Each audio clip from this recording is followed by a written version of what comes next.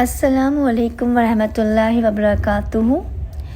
اعوذ باللہ من الشیطان الرجیم، بسم اللہ الرحمن الرحیم۔ ان الذین آمنوا والذین ہادوا والنصارى والصابئین من آمن باللہ والیوم الآخر وعمل صالحا فلہم اجرہم عند ربہم ولا خوف علیہم وَلَهُمْ يَحْزَنُونَ۔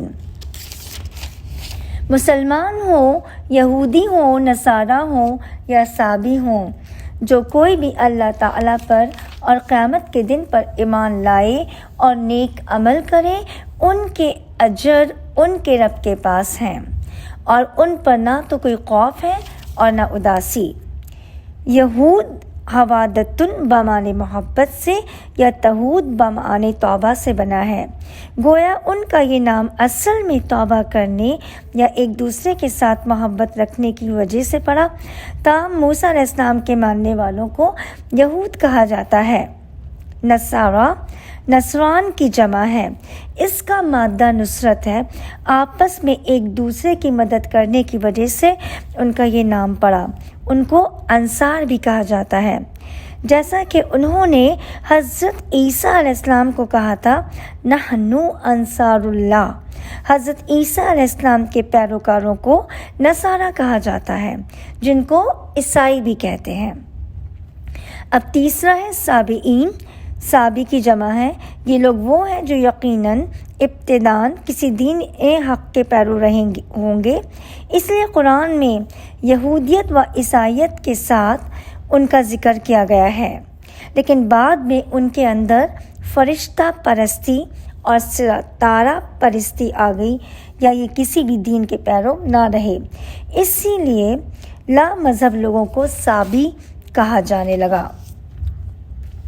اب یہاں پر یہ ہے نا کہ جو بھی کس پر قیامت کے دن پر اور ایمان لائے اور نیک عمل کرے، ان کے اجر ان کے رب کے پاس ہیں۔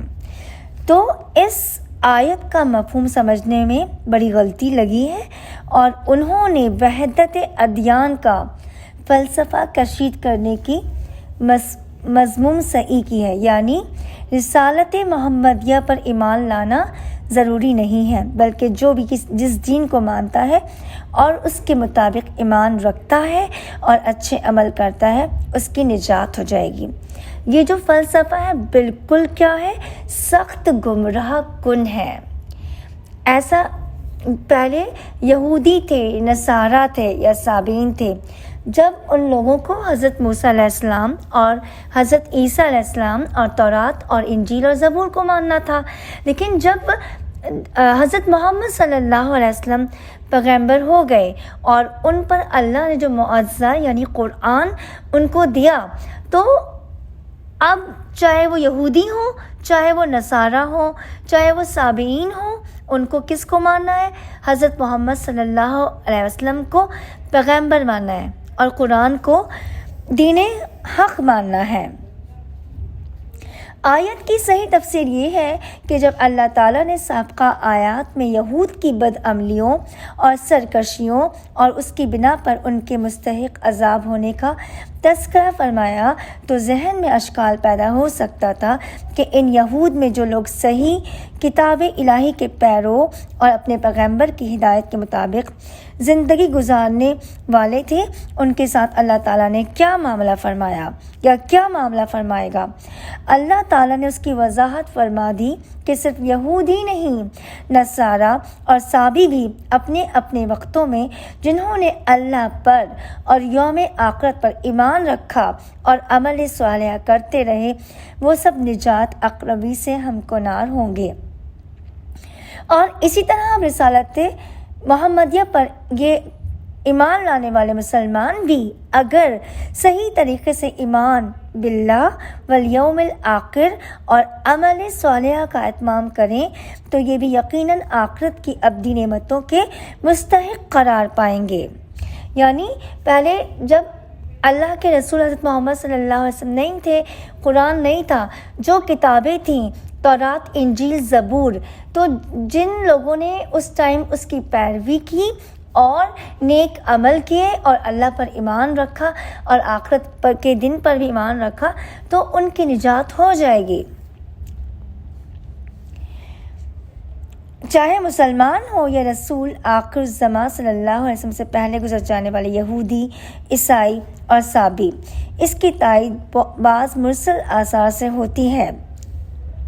یعنی مجاہد حضرت سلمان فارسی نقل کرتے ہیں جس میں وہ کہتے ہیں کہ میں نے نبی صلی اللہ علیہ وسلم سے ان اہل دین کے بارے میں پوچھا جو میرے ساتھی تھے، عبادت گزار اور نمازی تھے، یعنی رسالت محمدیہ سے قبل وہ اپنے دین کے پابند تھے۔ تو اس موقع پر یہ آیت نازل ہوئی، ان الذین آمنوا والذین ہادوا۔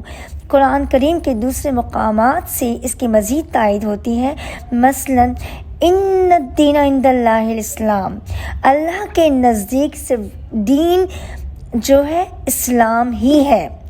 ومن یبتغی غیر الاسلام دینا فلن یقبل منہ، جو اسلام کے سوا کسی اور دین کا متلاشی ہوگا وہ ہرگز مقبول نہیں ہوگا۔ اور احادیث میں بھی نبی صلی اللہ علیہ وسلم نے وضاحت فرما دی کہ اب میری رسالت پر ایمان لائے بغیر کسی شخص کی نجات نہیں ہو سکتی۔ مثلاً فرمایا، قسم ہے اس ذات کی جس کے ہاتھ میں میری جان ہے، میری اس امت میں جو شخص بھی میری بات سن لے، وہ یہودی ہو یا عیسائی، پھر وہ مجھ پر ایمان نہ لائے تو وہ جہنم میں جائے گا۔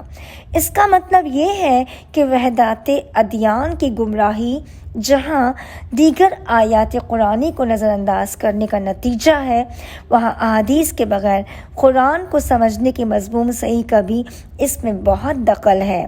اسی لیے کہنا بالکل صحیح ہے کہ احادیث صحیحہ کے بغیر قرآن کو نہیں سمجھا جا سکتا، یعنی قرآن کو بھی کریں اور احادیث صحیحہ کو بھی، دونوں کو ساتھ ساتھ پڑھ کر اس پر فالو کریں۔ وآخر دعوانا الحمد للہ رب العالمین۔